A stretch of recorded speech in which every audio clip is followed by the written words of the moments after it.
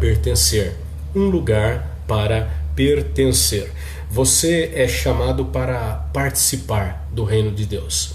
Você é chamado para participar da vida do Senhor, da ação do Senhor, da igreja do Senhor, do corpo de Jesus. Você é chamado não apenas a crer, mas você é chamado a participar. Isso tem uma diferença imensa na nossa compreensão como povo do Senhor. Isso tem um poder maravilhoso no nosso coração, porque veja, Deus ele tem um interesse, e a palavra nos ensina isso, que Deus tem um interesse em ter um relacionamento conosco. Por isso, quando a Bíblia nos mostra que Deus nos chama não apenas para crer nele, mas nos chama para crer e para segui-lo, para crer e ter um lugar, ter uma família a qual pertencer. Nós fomos chamados para pertencer à comunidade do Senhor. Nós fomos moldados para o companheirismo, para formarmos uma família, e nenhum de nós é capaz de cumprir os propósitos de Deus sozinho, sem ajuda. Por isso, creia nisso, primeiramente, para início da nossa conversa nesta noite de quarta-feira. Aliás, se você tiver alguma dúvida, à medida que nós vamos conversando aqui, se você tem alguma dúvida, algum versículo, alguma posição, alguma opinião, algum pedido de oração, por favor, coloque aí nos comentários e nós vamos juntos caminhando para a glória do Senhor. O nosso relacionamento com Cristo, ele é pessoal. É claro, eu e você particularmente fomos chamados pelo Senhor. Eu e você particularmente fomos abençoados por Cristo. Eu e você particularmente fomos chamados pelo nosso próprio e particular nome. Por quê? Porque Deus trata cada um de nós de forma pessoal. Por uma razão muito simples: nenhum de nós é igual ao outro. Nenhum de nós tem os mesmos problemas, nenhum de nós tem a mesma mente, nenhum de nós tem as mesmas reações, nenhum de nós tem a mesma maneira de sentir diante de problemas. Há pessoas que são muito mais e sofrem muito mais diante dos problemas. Tem pessoas que sofrem, mas sofrem de uma outra maneira, sofrem mais silenciosamente, sofrem menos apaixonadamente. Tem gente que você nota, sente o sofrimento. Tem pessoas que são mais comedidas, mais contidas, mais fechadas, sofrem também, mas sofrem de forma diferente. E se nós, que somos tão limitados e pequenos, nós somos obrigados, quando convivemos com as pessoas, a entendermos e a identificarmos os sofrimentos e a maneira diferente como cada um de nós é, a maneira diferente como cada um de nós age, imagine assim como Deus, que nos conhece muito mais e muito melhor do que nós mesmos, imagine como Deus nos trata. Então, se você ou eu, que somos limitados, não tratamos duas pessoas da mesma forma, imagine Deus, que nos conhece no fundo da nossa alma, nos sonda profundamente. Então, queridos, o nosso relacionamento com Cristo, ele é pessoal, mas nunca, em nenhum momento da Bíblia você vai ver que o nosso relacionamento com Deus, ele é particular. Deus tem um relacionamento conosco pessoal. O meu relacionamento, a minha intimidade com Deus, ela é sim pessoal, mas a maneira como nós devemos ser não passa pelo particular. Peraí, eu não estou entendendo isso daí. Olha como é simples. Deus chamou você pelo seu nome, mas Deus chamou você, pegou você de onde você estava e colocou no meio de um povo. Deus não tirou você de um povo e colocou você no lugar sozinho. Pelo contrário, nós somos chamados para dentro do corpo de Cristo, para dentro da igreja, para dentro do povo de Deus, para dentro da família na fé. Nós somos chamados para dentro do reino de Deus. O Senhor, ele nos acolhe de uma forma maravilhosa, de uma forma que nós não somos capazes de fazer. Por isso, seguir a Cristo inclui integrar e não só acreditar. Não há, biblicamente a gente vai ver hoje isso, não há dentro da Bíblia dentro da Bíblia, e aí é o grande problema, nós temos as nossas posições e nós queremos que Deus caiba dentro da nossa posição. Nós temos a nossa maneira de agir, a nossa maneira de crer, de acreditar, e a gente quer que Deus se amolde à minha caixinha, a maneira como eu desejo. É o contrário que a Bíblia nos orienta. Nós somos chamados para nós nos amoldarmos à palavra. Eu e você somos chamados para nós termos a mente de Cristo e não Cristo pensar como nós. A transformação é exatamente essa. E por isso que o viver cristão é um viver completamente radical. Por quê? Porque muda a nossa raiz, muda aquilo que a gente é. E aí, quando Deus ele muda aquilo que a gente é, nós mudamos aquilo que nós somos. Então, seguir a Jesus inclui o integrar. Não há, voltando então, para ficar muito claro, não há como eu ser um crente genuíno, uma pessoa que ama Jesus e eu não me integrar ao corpo de Cristo, não me unir ao corpo de Cristo. Então, vamos pela palavra, caminhar aqui brevemente pela palavra, e eu convido você a não só ter atenção, mas olhar na sua Bíblia aí. Se você tiver alguma dúvida, por favor, coloque para a gente conversar, tá bom?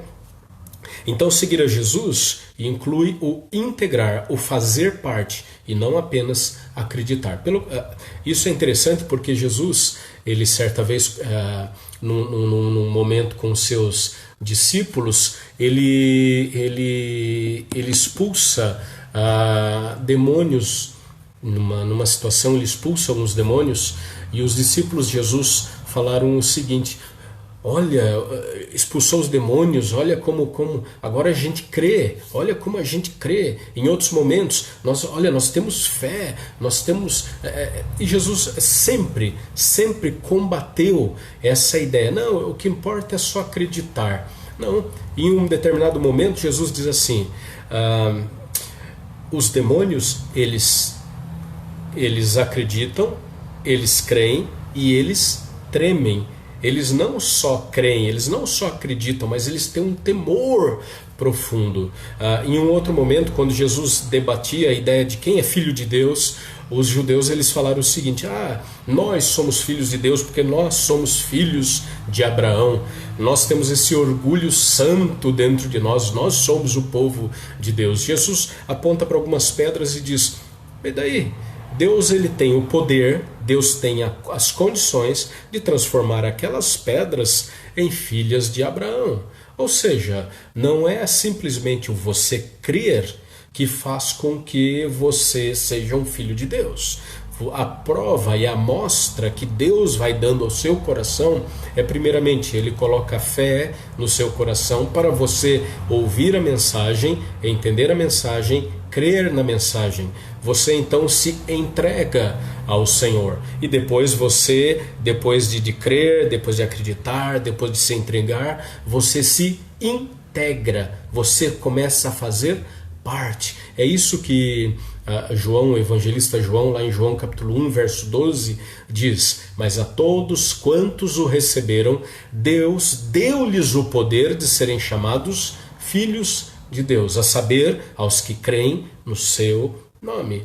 E aí nós, continuando na leitura do Evangelho de João, nós vemos Jesus integrando essas pessoas, trazendo essas pessoas que creram em um determinado ponto da sua vida para dentro desse grupo de homens e mulheres que creem, que se entregam, que se integram, que fazem parte, se tornam um povo só. A matemática de Deus ela é bastante interessante. E dentro da nossa mente tão limitada não faz muito sentido, porque 1 mais 1 na nossa vida, na nossa matemática, na nossa lógica, 1 mais 1 é 2. Para Cristo, 1 mais 1 é 1. 1 milhão mais 1 milhão é 1. Por quê? Nós somos o povo de Deus. É o singular. Eu e você, juntos, nós somos o povo de Deus. Fazemos parte desse corpo maravilhoso que é o corpo de Jesus. Vamos lá então olhar para a palavra, ver o que ela fala para nós. Primeiramente, Romanos capítulo 12, verso 5. Romanos 12, 5 diz assim: assim também em Cristo nós, que somos muitos, formamos um corpo. E cada membro está ligado a todos os outros. Ou seja, embora muitos, mas não somos muitos, somos um corpo só, o corpo de Jesus Cristo, a quem nós chamamos de igreja. A igreja de Jesus Cristo é o próprio corpo do Senhor. Por isso, não há espaço para sermos importantes no reino de Cristo. Não há espaço para sermos, para aparecermos. Numa linguagem muito simples, nossa, do dia a dia, não há espaço para a gente aparecer. Há muito espaço para servir, porque o único que brilha no corpo de Cristo é o próprio Cristo. O único que tem que aparecer, dominar, é o próprio Jesus. O corpo é dele. Eu sou apenas uma célula desse corpo, mas o corpo é o corpo de Jesus. Por isso, nós somos chamados, embora muitos, para fazer parte desse corpo. Então, nós temos algumas lições que a palavra nos orienta. Eu convido você a juntos vermos e a ouvirmos o que a palavra tem para nós. Nós somos membros do corpo de Jesus, como nós lemos em Romanos capítulo 12, verso de número 5. Ser membro da igreja significa ser um órgão vital de um corpo vivo, uma parte indispensável e interligada ao corpo de Cristo. Um dedo é uma parte ligada ao corpo. Se esse dedo for cortado, ele continua sendo um dedo, mas não faz parte do corpo. Está vendo como a figura bíblica é uma figura muito simples da gente entender? É quase infantil. Se você corta um dedo, ele continua sendo um dedo cortado, mas já não faz mais parte do corpo. O importante não é você ser um dedo ou ser uma mão inteira. O importante é ela só tem utilidade se ela estiver ligada ao corpo. Pouco importa a força que você tem no seu braço. Se você perde o braço, ele perde a força do braço, a força da mão, a utilidade dos membros só existe enquanto nós estamos ligados ao corpo. Está entendendo como a Bíblia ela fala conosco de uma forma como que nós entendemos, fala de uma forma simples e prática? É isso que Jesus nos ensina. Nós somos membros do corpo de Cristo. Nós somos membros do corpo dele. Então toda a utilidade que eu e você possamos ter, nós só teremos enquanto estivermos ligados ao corpo de Cristo. Enquanto nós fizermos parte da igreja de Jesus Cristo. Se um órgão é de alguma forma desligado então do corpo, ele morre. Se um órgão é tirado do corpo, esse órgão morre, ele não pode. Esse é o ponto interessante. Muita gente diz assim: eu posso ser cristão na minha casa, tirando esse momento excepcional que nós estamos vivendo, em que realmente todo mundo, dentro da sua limitação e da possibilidade, todos têm que realmente ficar em casa. Mas esse é o grande problema do pensamento de muitas pessoas. Eu quero ver como será a igreja de uma forma geral, não só a nossa, mas as igrejas de uma forma geral, como será a fidelidade, a alegria do povo de Deus depois que tudo voltar ao normal. Eu quero saber se as pessoas realmente são fiéis a Jesus, que essa é a pergunta que todos estamos fazendo. Será que nós manteremos a mesma sede de Deus, a mesma ligação espiritual, o mesmo desejo, a mesma palavra, o mesmo discurso? Que vontade de estar na casa do Senhor. Quando as portas se abrirem, será que esse desejo continuará residindo aí no seu coração? Ou terá sido apenas mais uma palavra das muitas que a gente solta, que a gente fala, que não tem verdade nem sentido nenhum? O que nós vemos então são pessoas que, quando tudo está normal, são pessoas que passam semanas, meses, anos sem entrar porta dentro da igreja. Por quê? Porque não sentem vontade. Essas pessoas são membros, mas são membros mortos. São membros, mas que não estão ligados ao corpo. Então, o que nós vemos na palavra é que seguir a Cristo inclui o integrar, o fazer parte, e não apenas o acreditar. Acreditar, até os demônios creem. Jesus disse isso: pastor, que palavra forte. É claro que é forte, e é forte e verdadeira. Foi Jesus que falou. Você está se surpreendendo porque vocês creem ou não creem? Os demônios creem também. Os demônios têm fé também, porque eles sabem quem Deus é. O grande problema é que às vezes a gente não sabe quem Deus é. Entendeu? Então esse é um problema que nós temos que sanar, curar em nós. Primeiro, nós somos membros do corpo do Senhor apenas se estivermos ligados no corpo de Cristo. Nunca mais abra mão de estar ligado ao corpo de Cristo. Você verá a sua vida sendo transformada, bênçãos espirituais tremendas sendo derramadas sobre você. Se desafie a ser fiel ao Senhor, à igreja do Senhor, ao corpo de Cristo. Faça isso para o bem da sua alma e da sua família. Em segundo lugar, nós somos chamados na Bíblia também de a noiva de Cristo. Veja que mensagem simbólica, maravilhosa, é perfeita, como só Deus é capaz de fazer. Efésios 5:25, veja aí na sua Bíblia, Efésios 5:25.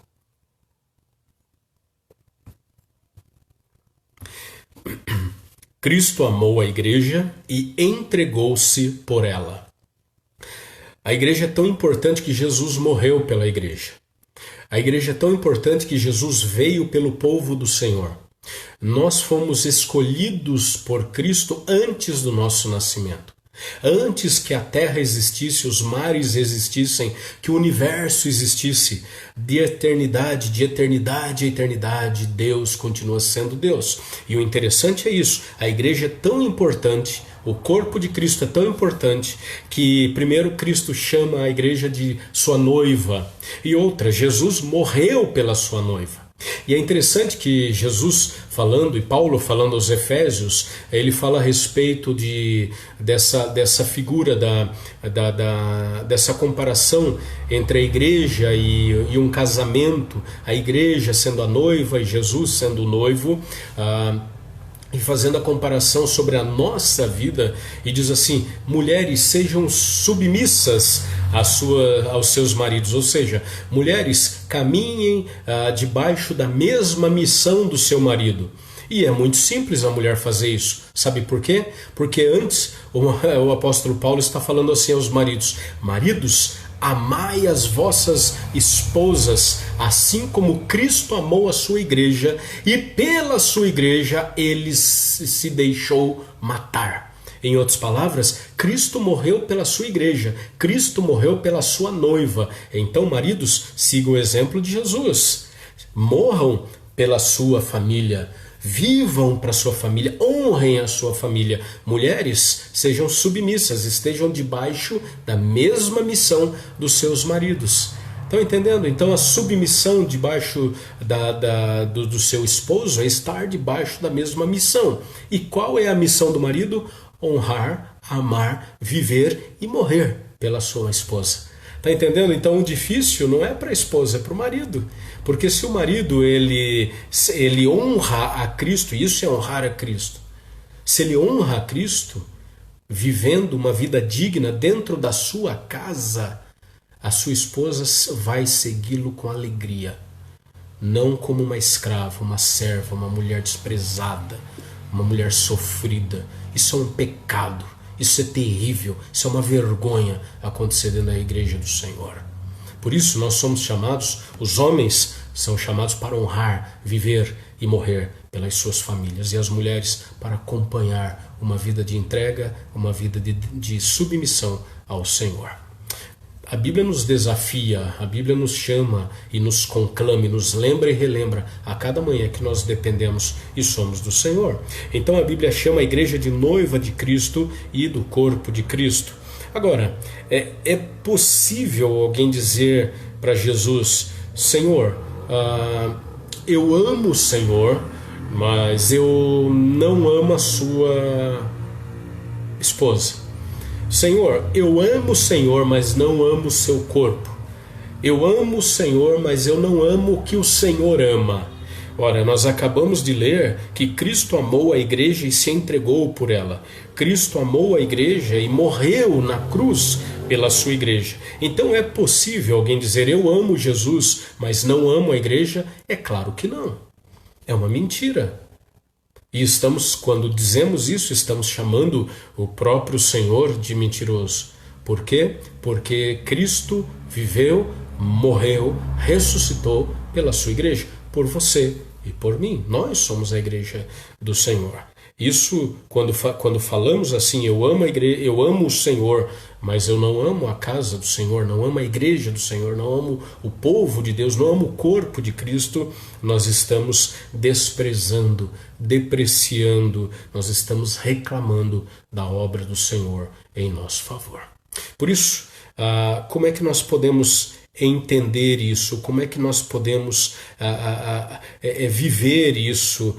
Quais as razões que os cristãos devem estar unidos na sua igreja, unidos na nossa comunidade de fé, unidos em amor, unidos uns com os outros?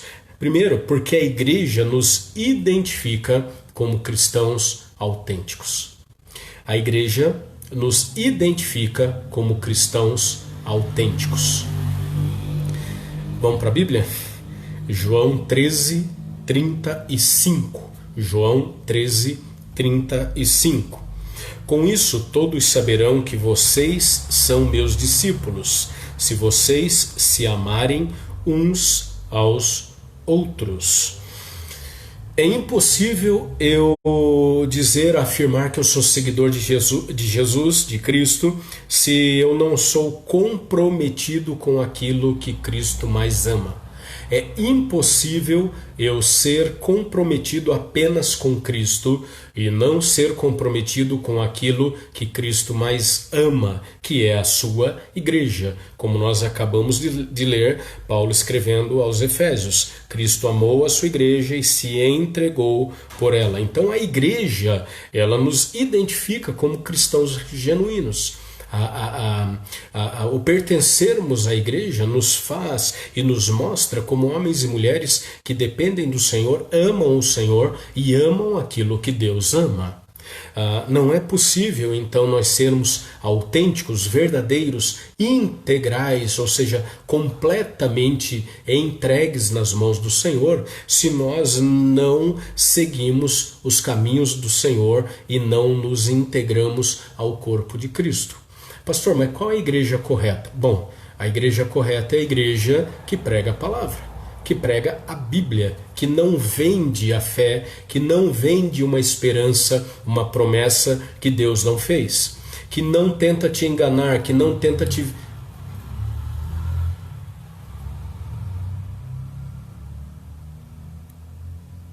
que não tenta vender uma expectativa nova a você, que não vende fé, que não vende esperança, que não vende salvação, que não promete coisas que Jesus nunca prometeu para você, que diz que aqui nós temos a única verdade, se você for membro da minha igreja, só então você será salvo. Fuja desse tipo de gente. Se você encontra um grupo de pessoas que dizem, aqui sim, nós vamos fazer a nossa igreja, fuja desse tipo de gente. A igreja não é minha, a igreja é de Cristo. Eu e você não somos e nunca seremos grandes servos. Não existe um grande servo, existe servo de um grande Senhor.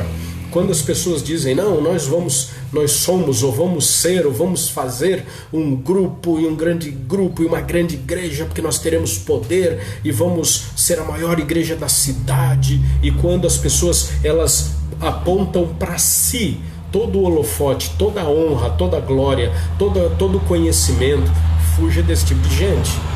A igreja do Senhor Jesus é uma igreja compromissada com a palavra.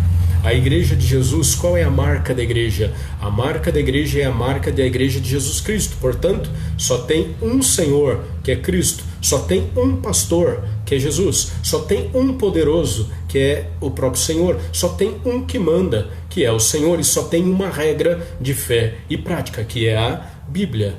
A Bíblia, ela é exaustivamente, ela é completamente, ela é de forma clara, objetiva, explicada a você, trazida ao seu conhecimento. Se a sua resposta para essas perguntas é sim, siga essa igreja. Se as suas respostas forem não ou não sei, às vezes sim, às vezes não, fuja. Busque uma igreja que pregue única e exclusivamente a palavra, que o homem não tenha a centralidade, que a autoridade humana não seja o que manda, que o que determina a esperança e a expectativa não seja coisas que as pessoas acreditam, mas que seja o que a palavra nos orienta. Esse é o caminho bíblico para nós vivermos o evangelho genuíno. Prosseguindo aqui, por que nós devemos nos unir numa igreja local? Primeiro, porque isso nos identifica como cristãos autênticos. E em segundo lugar, a igreja, esse grupo, nos retira desse isolamento egoísta que nós vivemos.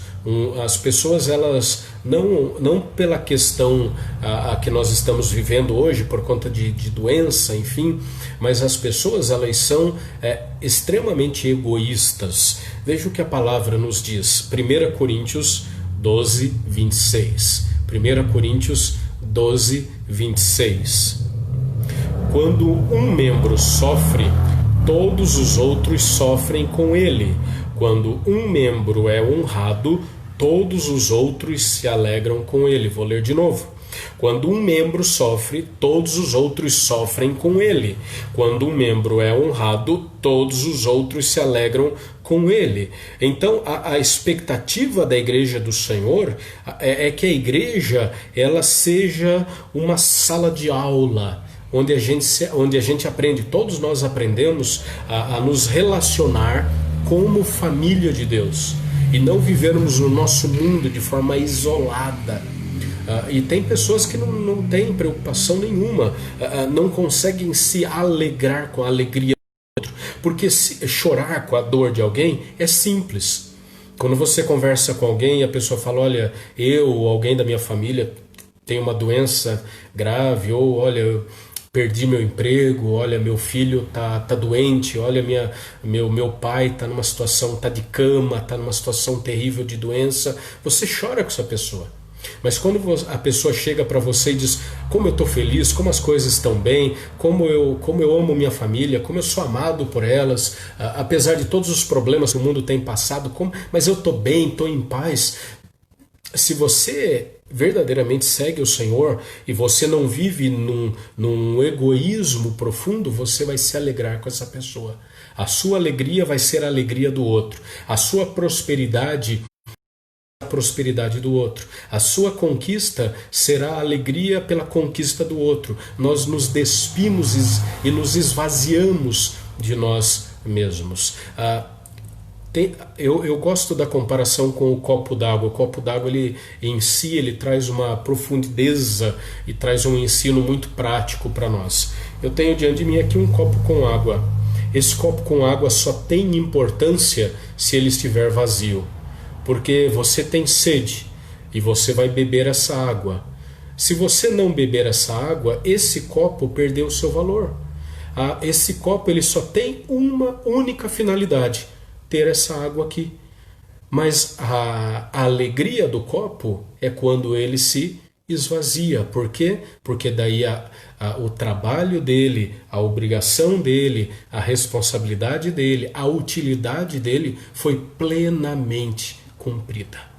Quando nós plenamente cumprimos aquilo que nós devemos ser e fazer, nós temos alegria na vitória do outro, na conquista do outro, no ganho do outro,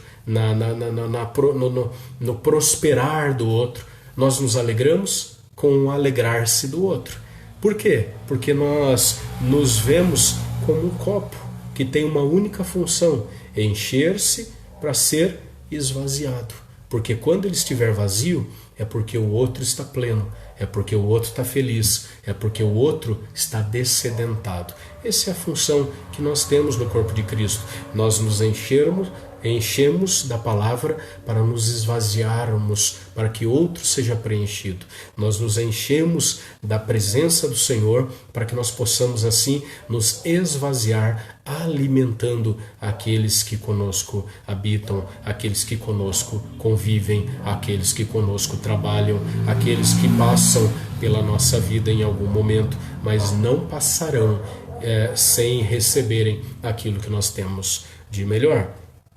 Mas uma terceira razão importante de nós fazermos parte do reino do Senhor, da igreja do Senhor, fazer parte da igreja nos ajuda a amadurecer. fazer parte da igreja nos ajuda a amadurecer. Efésios 4:16. Dele, todo o corpo, ajustado e unido pelo auxílio de todas as juntas, cresce e edifica-se a si mesmo em amor, na medida que cada parte realiza a sua função. Então, fazer parte da igreja nos ajuda a crescer, nos ajuda a amadurecer, não ficar longe. Eu nunca vou crescer, eu nunca vou amadurecer, eu nunca vou ter um relacionamento estreito e poderoso com Deus e Sua palavra se eu ficar restrito e escondido da comunidade. A comunidade com todos os seus defeitos, a comunidade, a igreja com todas as suas marcas e as suas esquisitices, a igreja ainda é o melhor lugar. A igreja é o melhor lugar. Há muitos anos atrás eu vi uma história que eu acho interessante, que é a história da arca, a arca de Noé. E segundo o relato de Gênesis, Noé construiu a arca, colocou os animais, veio o dilúvio e eles ficaram ali aquela temporada toda dentro daquela arca. E a história conta assim, que depois que passou o dilúvio, depois que a arca se localizou em algum ponto, os animais saíram, o tempo passou, alguém perguntou para Noé o seguinte: Noé, como que você aguentou o mau cheiro de dentro da arca?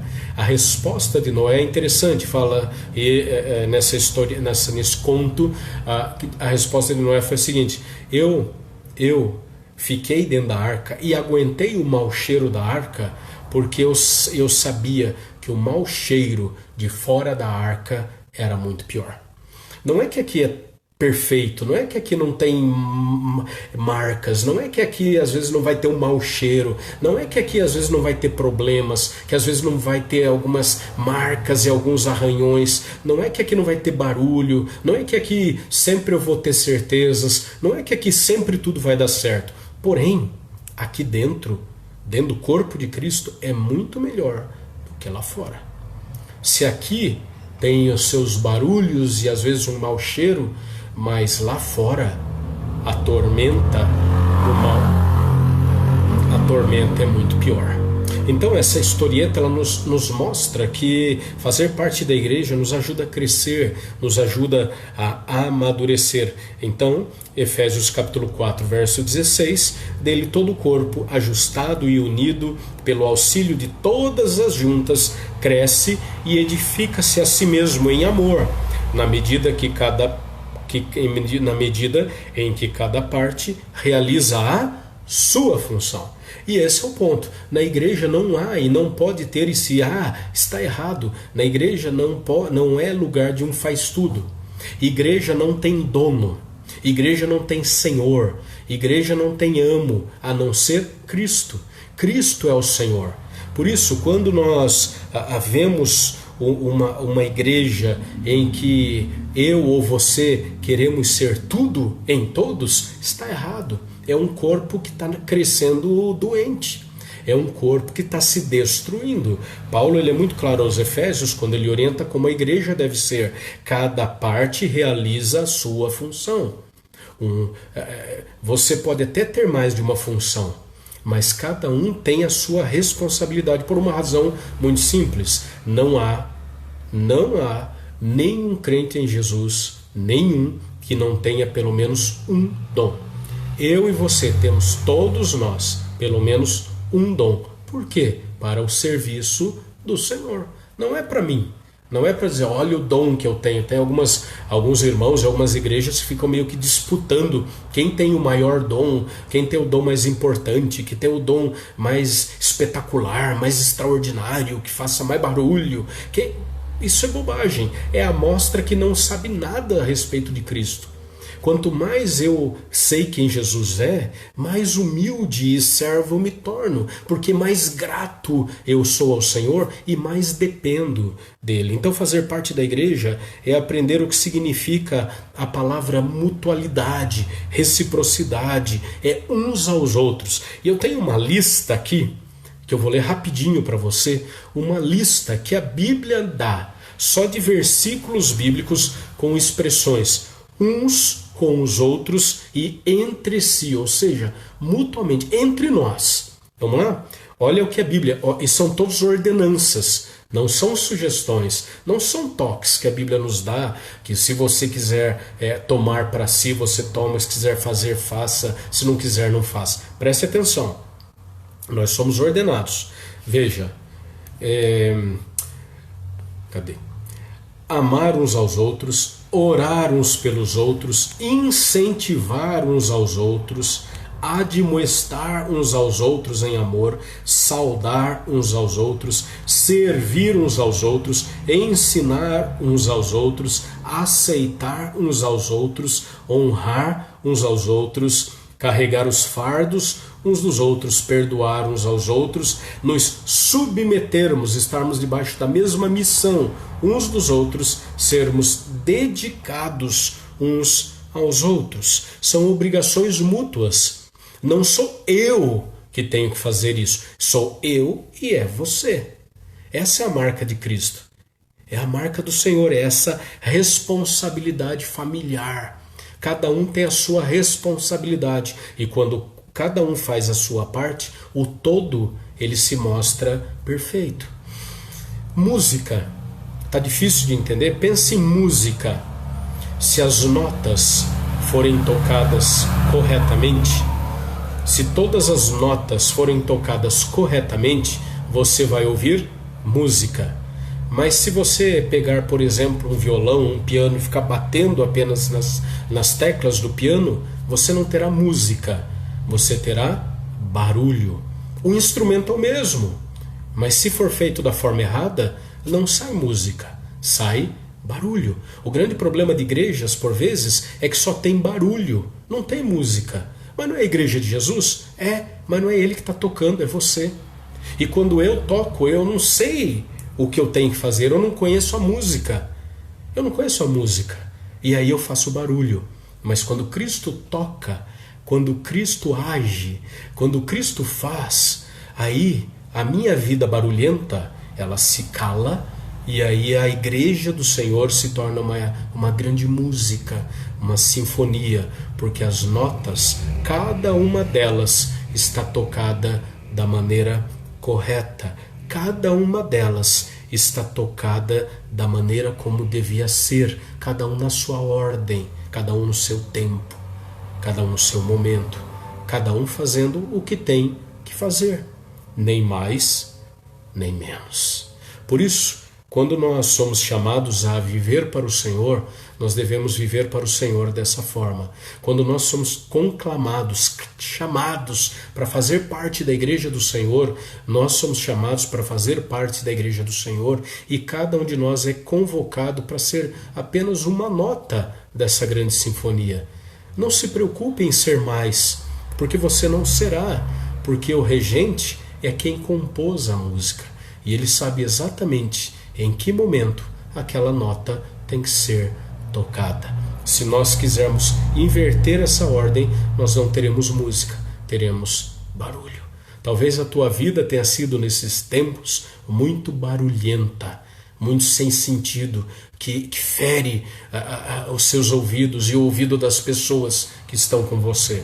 Por uma razão muito simples, deixe que Deus dedilhe, deixe que Deus toque poderosamente a música da sua vida. Desde que Deus coloque em cada momento e lugar aquilo que deve trazer ordem e beleza à sua história. Então, que eu e você, como povo do Senhor, nós possamos realmente pertencer ao lugar que o Senhor nos chamou, que é o seu corpo. E sendo assim membros do corpo de Cristo, membros da igreja do Senhor, sermos cristãos autênticos, não sermos egoístas, amadurecermos na dependência do Senhor, uns aos outros, crescendo e permitindo que o outro cresça também. Que Deus abençoe você, que Deus faça uma obra muito bonita e muito grande na sua vida e através da sua vida. Quando os outros compartilham o que Deus tem ensinado, todos nós aprendemos a prosseguir, todos nós aprendemos a progredir. Só progredimos quando obedecemos ao Senhor. Que Deus abençoe você, que você faça parte da Igreja de Jesus Cristo, e você seja fiel à igreja, que você seja fiel ao momento que Deus te chamou, que você seja fiel ao ensino e ao anúncio da palavra. Aprenda da palavra, entregue-se, confie e deixe Deus agir maravilhosa e soberanamente. Veja Deus agir, assista Deus agir, e você vai ver como a sua vida vai ser transformada. Que Deus abençoe você com graça e glória em nome de Jesus. Vamos orar? Vamos orar juntos? Pai amado e eterno, obrigado, Senhor, por esse momento tão especial de estudo da Tua Palavra. Abençoe, Deus, cada vida, abençoe cada família que está conosco estudando a Tua Palavra. Que cada um receba da maravilhosa graça, da glória e da misericórdia do Senhor. Abençoe os enfermos, abençoe, ó Deus, os recursos do Teu povo, cuida do nosso coração, que nós não tenhamos temor nem receio nos dias que nós vivemos, que a nossa fé, a nossa esperança e o nosso amor estejam firmadas em Cristo nosso Salvador. É em nome dele que oramos e agradecemos. Amém. Queridos, que Deus abençoe suas vidas e a vida da sua família poderosamente no nome de Jesus.